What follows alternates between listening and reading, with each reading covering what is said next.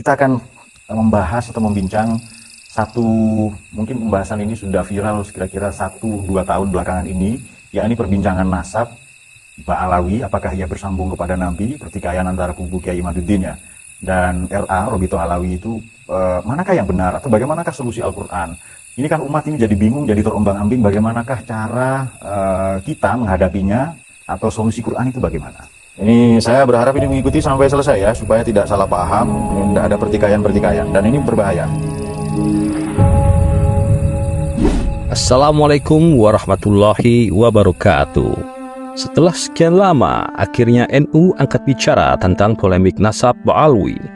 Melalui kanal YouTube NU Online, Kiai Haji Ahmad Dhofir Zuhri atau yang lebih akrab dipanggil Gus Dhofir mengupas tuntas tentang polemik nasab Ba'alawi, cara menyikapi dan penyelesaiannya berdasarkan Al-Quran. Beliau ini adalah seorang filsuf, pengasuh pesantren Luhur Baitul Hikmah, dan Ketua Sekolah Tinggi Filsafat Al-Farabi, Malang, Jawa Timur. Gus Dhofir menjelaskan dengan sangat baik, sangat runut, dan terperinci, dapat membuka wawasan dan menambah literasi kita.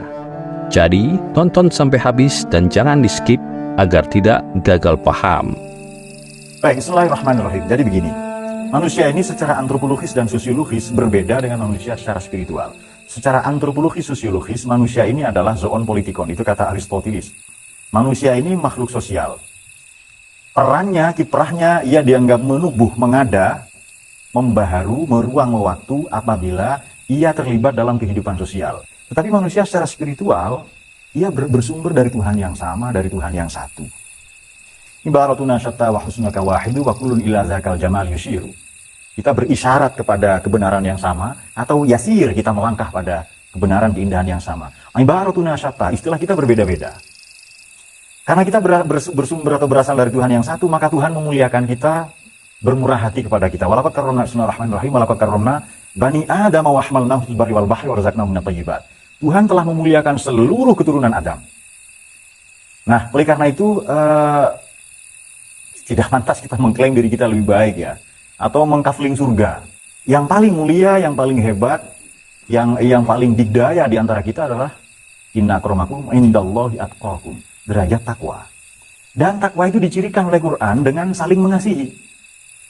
Ta'awanu bismillahirrahmanirrahim, ta'awanu 'alal birri wat taqwa wa la ta'awanu 'alal ismi wal 'udwan. Tolong menolonglah dalam kebaikan.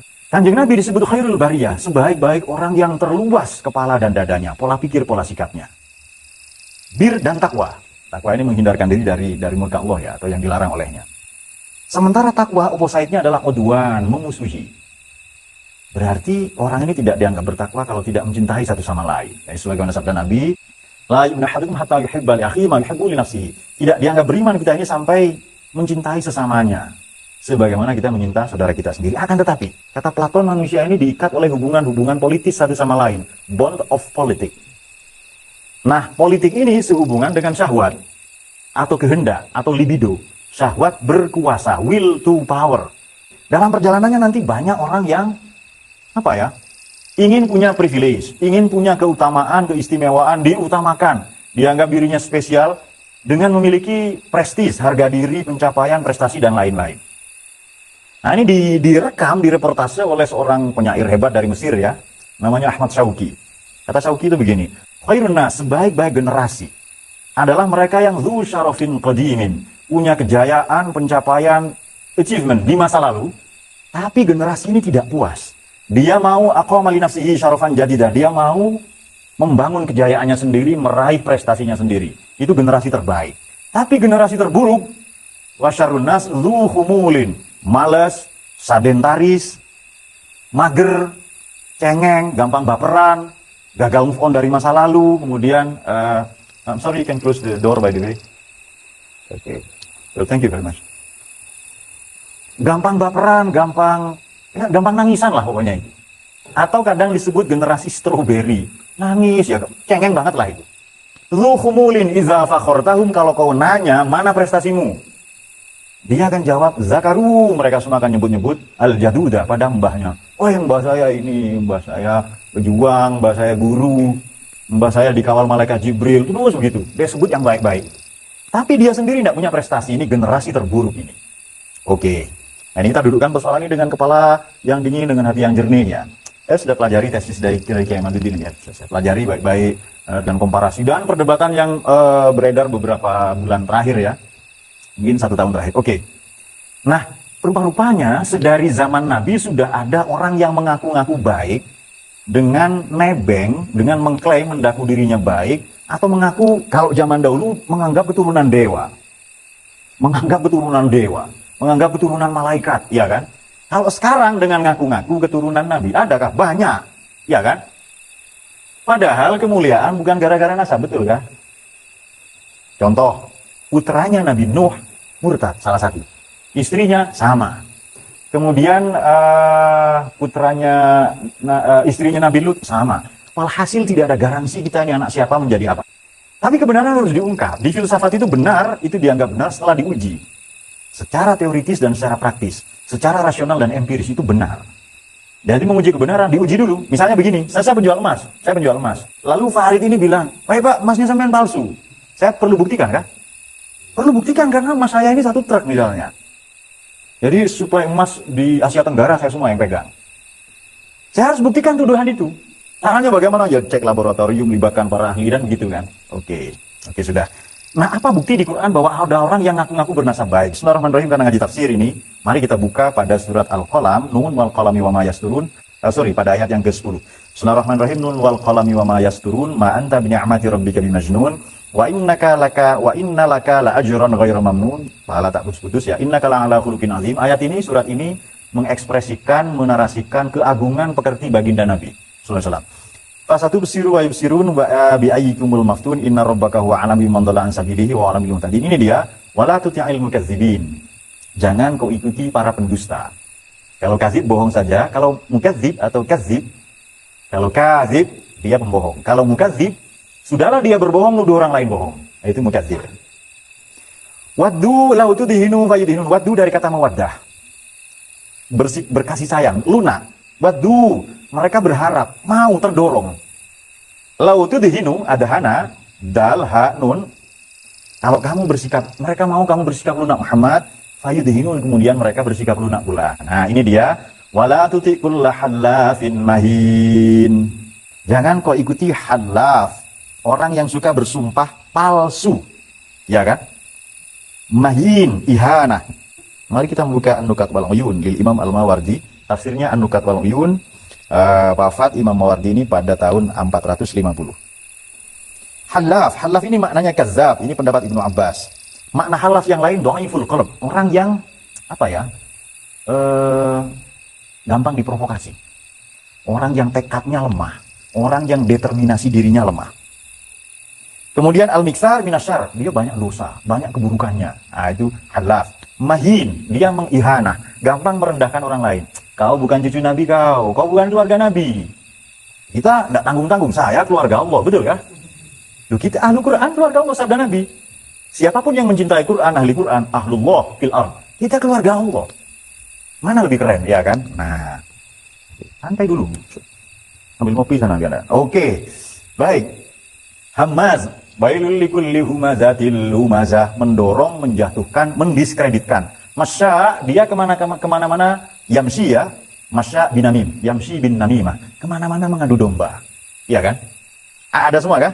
Jadi nomor 1 pendusta, banyak sumpah palsu, ihanah, gampang merendahkan, mendiskreditkan, kemudian memojokkan Hamaz, kemudian gampang menista, merendahkan, masya'in bin namim, kemana-mana dia tebar namimah, adu domba. Ada wakilah, ada satu riwayat katakan manammalaka nama alaika, orang yang menyebarluaskan keburukan orang lain padamu, kelak mereka akan menyebarluaskan, memviralkan keburukanmu kepada sesamanya. Baik, masya'in binamim, kemana-mana. Manna'in lil khairi.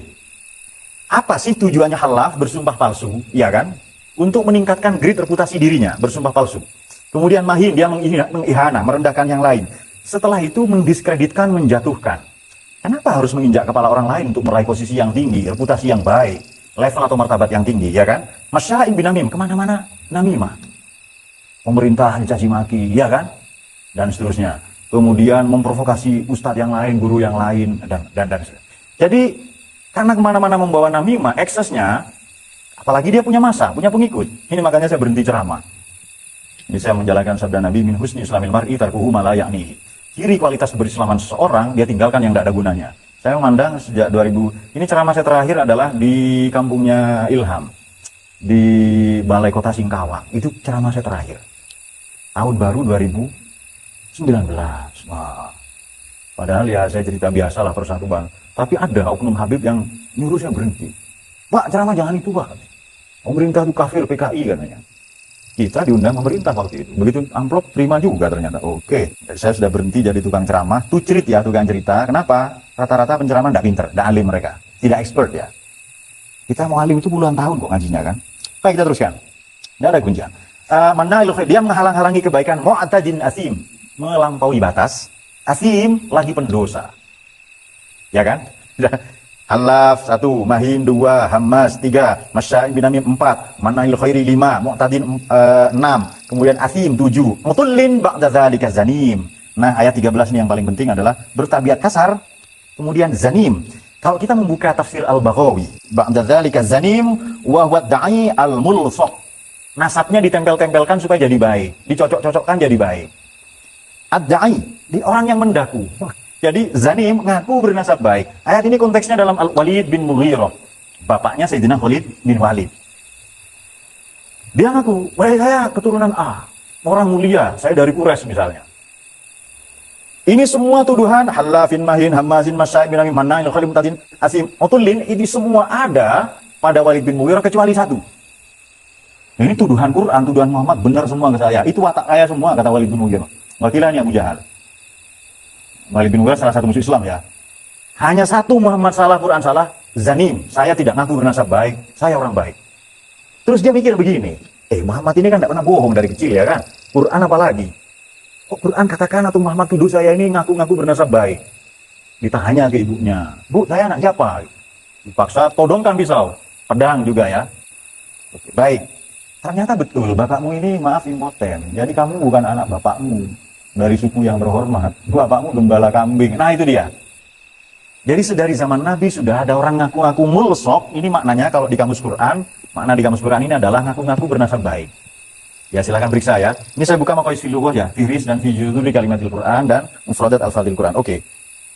Ad-da'i, dia yang mendaku, kata Imam Al-Baghawi wafat 516, ini tafsir induk ya. Nah, ay ma'adzalika ma'ama wasafnahu zanim ad-da'i al-mulsaq. Bil qaumi, dia al-mulsaq ad-da'i bil qaum malaysa minhum. Dia ngaku keturunan Nabi padahal bukan. Dia ngaku pejuang padahal bukan. Dia ngaku orang baik padahal tidak. Nah, itu dia. Dari zaman Nabi sudah ada orang ngaku-ngaku. Nah terus begini, bagaimana pertikaian ini? Saya tidak expert di bidang pernasapan ya. Memang saya membaca pertikaian itu, mengikuti, saya baca tesisnya. Tapi saya tidak punya kapasitas untuk menilai mana yang mana. Maka kebenaran ini bisa diuji dengan membuktikannya ya. Ini saya berharap ini mengikuti sampai selesai ya, supaya tidak salah paham, tidak ada pertikaian-pertikaian, dan ini berbahaya. Baik, bismillahirrahmanirrahim. Pertanyaan dari Aina Merah. Izin bertanya Pak, kita sering mendengar keturunan Nabi itu Habib, Sayyid, Syarif. Apa sih yang membedakannya? Oke, jadi ini sebutan saja. Nah ini sebutan yang dibikin oleh organisasi seperti Kiai, itu kan sebutan saja. Ini sebutan ya wakilah keturunan Nabi, kemudian Sayyid, Syarif ya dari Sidna Hasan dan Husain. Tetapi yang baru-baru ini dipermasalahkan adalah apakah nasab dari Sayyid Ubaidillah ini ya bin Ahmad Al-Muhajir ini nyambung? Betulkah itu punya keturunan bernama? Nah itu kan yang dipersoalkan, lalu ditinjau dari semua buku nasab. Oke. Nah apa yang membedakannya? Ini istilah saja, sama dengan begini. Haji itu tidak pernah disebut haji kecuali di Indonesia, sebab gelar haji bikinan Belanda.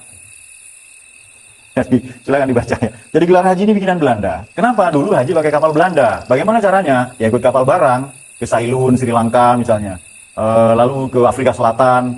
Itu mereka semua ikut haji, ikut kapal dagang kapal Belanda. Nah orang dulu kan haji lama, bisa setengah tahun, kadang 1 tahun. Biasanya setelah pulang haji ini semangat juangnya ghirrah ya, ruhul jihad, punya semangat juang yang tinggi. Mereka dicurigai oleh Belanda bikin perlawanan kepada VOC. Maka orang yang pulang haji harus disebut Pak Haji, kopiah putih, surban. Tujuannya apa? Ini tujuan Belanda untuk mengidentifikasi. Belanda ini sudah spionase, sudah canggih lah ya peradaban Eropa. Jadi mereka ini sudah negara maju.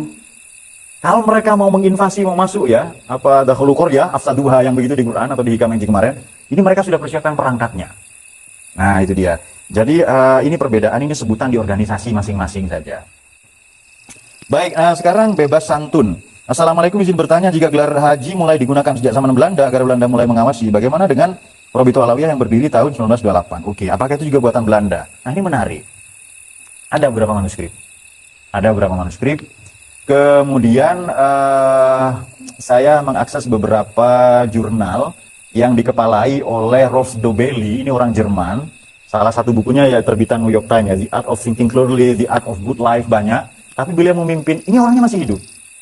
Kemudian riset-riset juga yang dikemukakan, memang ateis ya beberapa ateis ya. Tapi mereka mempelajari haji di Indonesia itu apa? Itu bikinan Belanda. Makanya Kanjeng Nabi tidak pernah disebut haji. Imam Ghazali haji kan? Haji, disebut haji? Tidak. Di Indonesia emosi, marah kalau tidak disebut haji. Haji ini tidak gratisan. Kalau ditulis H titik, misalnya H titik Yusron, tidak mau. Saya haji 3 kali atau 2 kali, hahaha. Gitu. Nah itu dia. Nah bagaimana? Jadi begini, ada pendapat simpang siur ya soal mufti Betawi dan lain-lain itu banyak. Nah makanya begini, kebenaran itu harus diungkap. Silakan diteliti.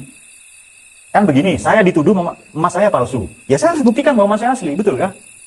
Saya ada orang mendaku yang menuduh bahwa Robito Alawi atau nasab mereka terputus pada Nabi. Kalau mereka kekeh bahwa mereka ini keturunan Nabi, ya buktikan secara ilmiah. Ngapain tukaran dia kan? Buktikan saja secara ilmiah. Duduk musyawarah. Setelahnya akan saya bacakan ayat musyawarahnya. Bisa dibuktikan itu secara ilmiah bisa. Nah sekarang begini, batu ini benda hidup atau benda mati? Batu. Batu ini bisa ditanya dia berasal dari 3.000 tahun yang lalu atau 4.000 tahun yang lalu. Siapa yang bisa? Antropolog. Siapa yang tahu? Para geolog, ahli di bidang perbatuan. Jadi dicubil sedikit, dicek, diperiksa. Oh ini dari tahun sekian. Hanya kadang begini, orang ini kalau punya nasab baik menganggap dirinya punya privilege, ya kan? Punya privilege, punya keutamaan, kelebihan dan seterusnya. Nah, apakah bikinan Belanda? Nanti silakan dibuktikan ya. Kenapa? Karena Partai Arab Indonesia, Partai Cina Indonesia itu diinisiasi Belanda. Nah, ini silakan kalau tidak setuju dibuktikan, dibantah tidak apa-apa. Pendirinya orang Indonesia, ya, Abdurrahman Baswedan, mbahnya Pak Anies Baswedan, ya. Tapi disubsidi Belanda. Kalau disubsidi Belanda, pro Belanda atau kontra Belanda? Itu pro Belanda. Kenapa? Karena NU Muhammadiyah kontra dengan Belanda. Maka mereka harus ada di kalangan para tokoh lah yang pro mereka. Nah, mereka butuh legitimasi dari agama. Nah, apakah bikinan Belanda? Nanti silakan dibuktikan.